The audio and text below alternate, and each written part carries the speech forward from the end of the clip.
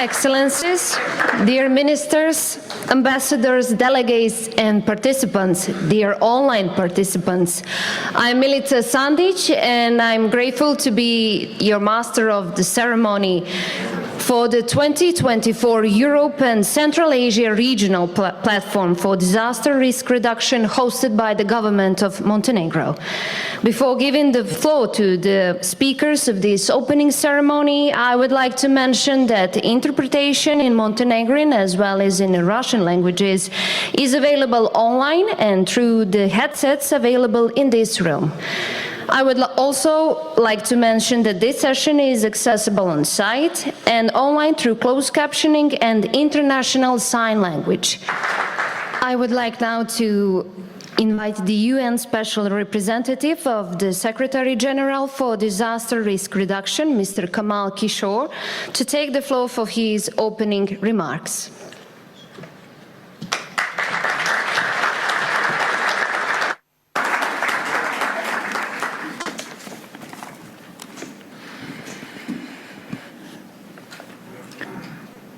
Your Excellency,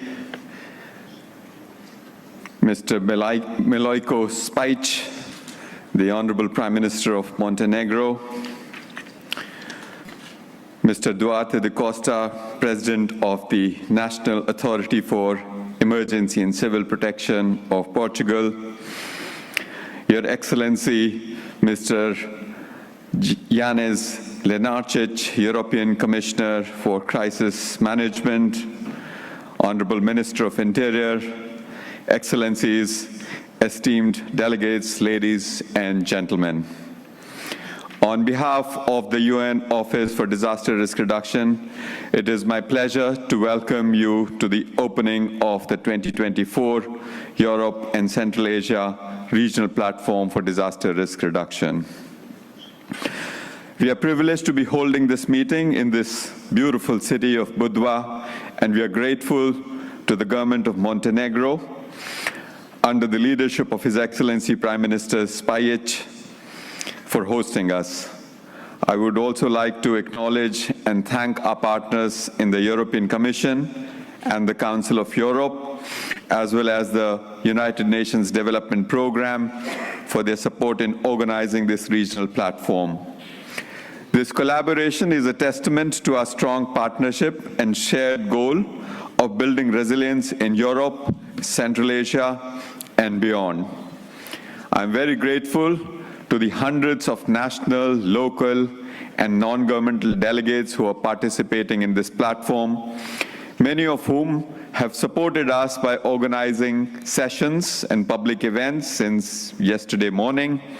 Thank you for being here and for your contributions. Excellencies, ladies and gentlemen, colleagues and friends, as we gather here today, our friends in Spain are mourning the tragic loss of life that occurred last week as a result of the country's deadliest disaster in 3 decades. We mourn with them and declare our solidarity with the people and the government of Spain. This disaster was triggered by a year's worth of rain falling in just 8 hours. Such extreme weather events are now the new abnormal, not just in Europe and Central Asia, but across the world. How we adapt to these events and prevent them from becoming disasters is the purpose of the Sendai Framework for Disaster Risk Reduction, and that's the reason we are gathered here. That's the common challenge we have to address. There is an urgent need to accelerate the implementation of Sendai Framework. It is desperately needed. We are only 5 years from the end date of Sendai Framework. This is because the scale and complexity of risks are growing, the geography of disaster risks is also changing, and at the same time, investments in disaster risk reduction are lagging severely, significantly, with the majority of disaster-related funding still going to response after the event and not in prevention before they occur. As disasters become larger, more frequent, and more expensive, spending only on response and recovery is really, really unsustainable.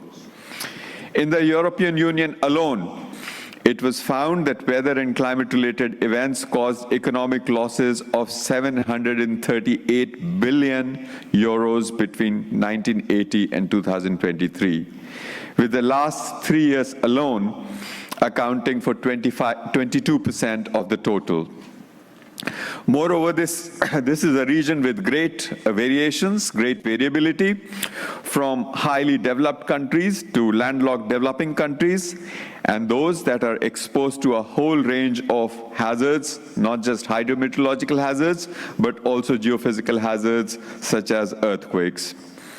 We often focus on climate-related hazards because they are most common, most visible, most frequent, but let us not forget the danger of geophysical hazards such as earthquakes and tsunamis. Indeed, in this very region, the deadliest disaster to hit was the horrific earthquake last year on 6th February that struck Turkey and Syria.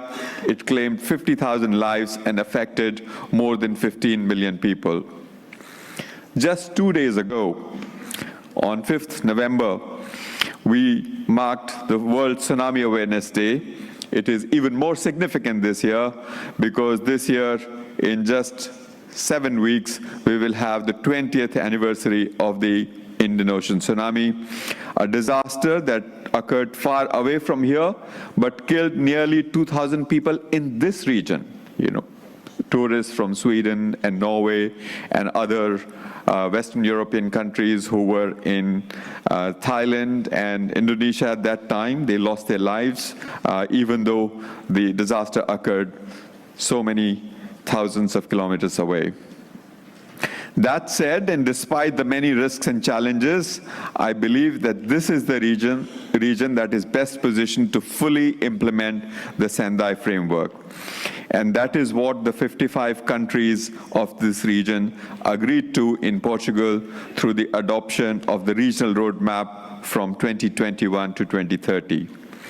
After all, this is a region that has led the world in the understanding of risks and in the development of solutions to address those risks.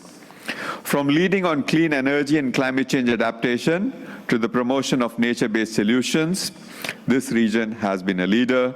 It has been showing leadership on all of the issues, including those related to water, too much water or too little water, as well as innovative ways of combating extreme heat. And last year, we welcomed the adoption of the European Union's 5 disaster resilience goals, which support the achievement of the Sendai framework in the region. This robust policy environment is what makes this gathering important for the countries of this region and indeed the world. It is a chance to learn from one another, exchange good practices, and create partnerships to implement solutions. Over the next 2 days, and in keeping with the theme of this platform, we will discuss the different ways we can empower communities and build resilience. The outcomes of our discussions will form this platform's political declaration, which we will carry into COP29 in Baku next week and feed into next year's Global Platform for Disaster Risk Reduction, hosted by Switzerland in June 2025. I want to express again my appreciation to Montenegro. With your warmth and hospitality, you won thousands of hearts, and with your professionalism and efficiency, you have impressed many minds. I also want to thank our partners in European Commission and the Council of Europe for your support in organizing this event.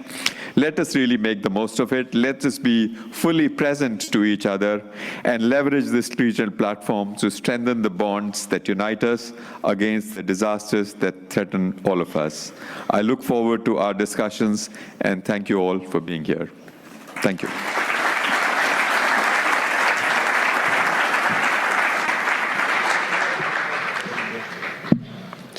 Thank you, Mr. Kishore. I'm now pleased to invite Mr. Duarte da Costa, President of the National Authority for Emergency and Civil Protection of Portugal, to deliver his remarks as host country of the 2021 Regional Platform for Disaster Risk Reduction. Thank you.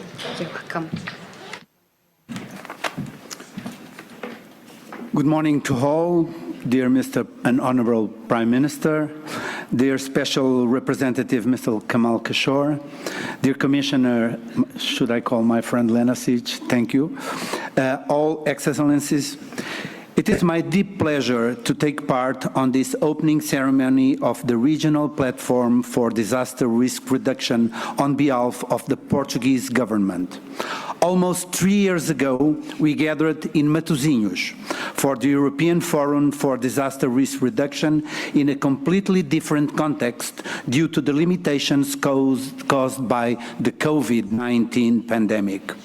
It seems now something far away, but it was just 3 years ago that we had to limit physical audience from the forum and that all participants were using facial masks and to have to keep social distance. A lot has changed since then. Looking to the number of delegates that are presented here in this beautiful city of Budva, we realize how successful we were in overcoming the global emergency caused by COVID. At first, we were shocked when getting impacted by an unknown and borderless risk. But in a global collaborative effort, we were able to withstand the impacts of COVID, to adapt our way of life, and to recover as quickly as possible from the difficulties. In one word, we were resilient. But resilience, it's not an easy game to play.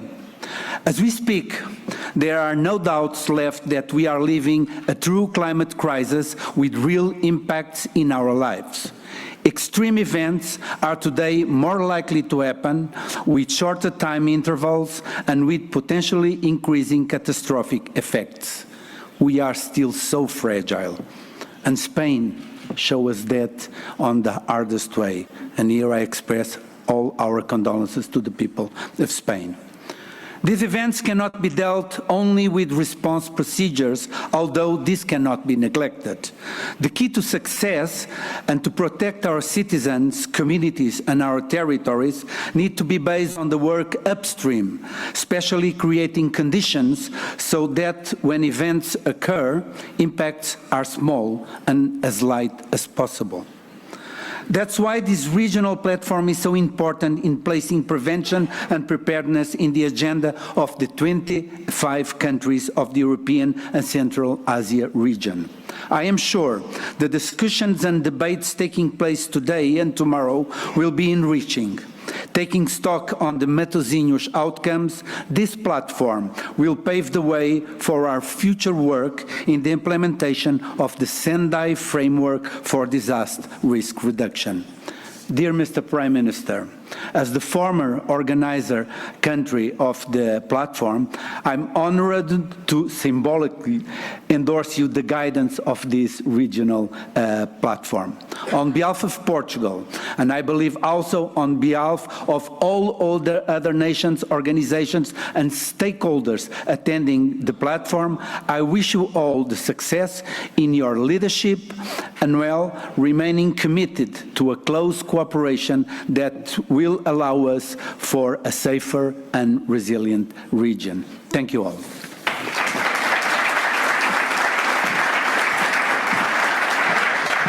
Thank you, Mr. Duarte da Costa. I'm now pleased to invite Mr. Janez Lenarčič, European Union Commissioner for Humanitarian Action and Crisis Management, to deliver his opening remarks.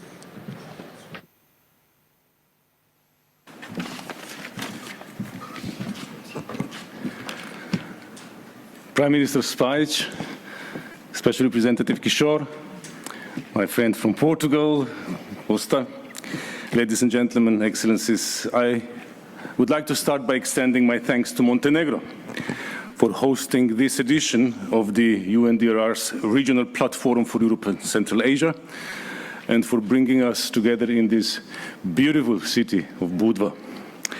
Special thanks also to Special Representative Kishore and his team at UNDRR. The Commission is proud to support the platform together with the Council of Europe and the UNDP. The disaster risk landscape has evolved drastically since this platform last met in Matosinhos in Portugal 3 years ago. We witnessed the highest number of conflicts globally since 1945, including the ongoing Russian aggression on Ukraine. Not far from here.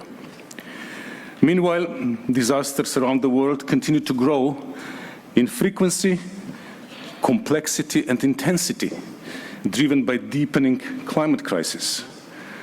As previous speakers already mentioned, just last week, the torrential rains and floods hit southern and eastern Spain, resulting in significant death toll. And a few weeks before that, not far from here, just a bird's flight to the north, devastating floods hit Bosnia and Herzegovina. My deepest sympathy and solidarity go out to the victims, as well as to the first responders and all those others affected.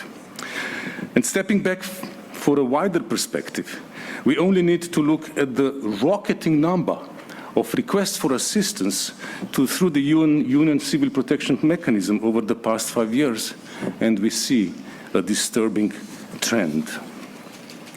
But I do draw hope from the one thing that has changed for the better since we last met in Portugal, and that is our cooperation.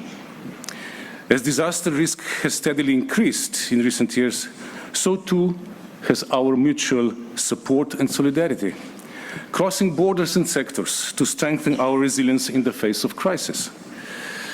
Today's platform offers us the opportunity to take our cooperation even further, assessing our strengths, swapping best practices, and pooling critical resources, working together to make the vision of the Sendai framework a reality, with more innovation, more determination, and more ambition than ever before.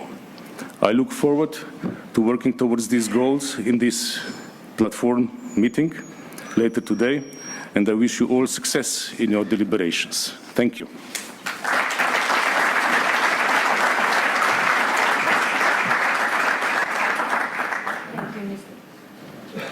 Thank you, Mr. Lenarčić.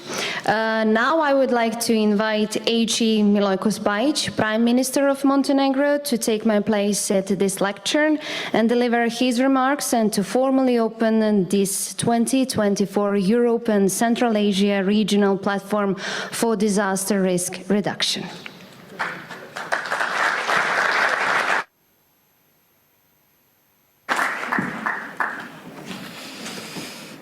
Ladies and gentlemen, allow me to welcome you to Montenegro and express my pleasure in noting that Montenegro is the first country in Europe and Central Asia to host the European Forum for Disaster Risk Reduction. I'm grateful that you are here today in the beautiful town of Budva to generously share your experiences and knowledge so that we may advance this important agenda at the regional level. Natural disasters know no boundaries, and disaster risk reduction cannot be viewed as a purely local issue. This forum, therefore, provides an opportunity for us to discuss at the highest level the steps needed to improve disaster resilience in our region with a focus on proactive risk management. Like many of the countries represented here today, Montenegro is vulnerable to a wide range of disaster risks. Earthquakes remain one of the leading natural hazards we face. In fact, Budva, a setting that lends symbolic weight to our conversations here, was almost entirely wiped out by an earthquake in 1979. Since then, Montenegro has invested efforts to raise awareness of earthquake risk reduction and to enhance the resilience of our communities and infrastructure. We were the first country in the Western Balkans to take a step forward in this area in the 2018-2023 disaster risk reduction strategy. This year, the government also adopted 2025-2030 disaster risk reduction strategy, which, through its components, aims to prevent and reduce society's exposure and vulnerability to disasters, while increasing preparedness for response and recovery. Allow me to also take this opportunity to extend support to the people of Spain, who recently faced unprecedented floods that tragically claimed many lives. This situation warns us that we must always strive for the highest level of preparedness to respond to such and similar challenges. Dear friends, the messages from Mr. Kishore and Lenarčić genuinely inspire optimism for successful international cooperation. In order to worry less in the future about the consequences of earthquakes, we must begin today to work on reducing seismic and other risks. In this regard, I would like to call for 4 specific measures. First of all, the implementation of regulations for earthquake-resistant construction. Then, strengthening of vulnerable infrastructure. Enhancing cross-border cooperation with a view to carrying out joint capacity development initiatives, preparedness exercises, and awareness-raising activities aimed at reducing seismic risks and their impacts. And lastly, strengthening the resilience of infrastructure systems through improved management of critical infrastructure. Esteemed ladies and gentlemen, I wish you a pleasant stay in Montenegro and a successful work. I'm confident that the exchange of views and experiences will pave new paths toward a society that is safer and more prepared for all future challenges. Thank you so much for your attention, and welcome to Montenegro again.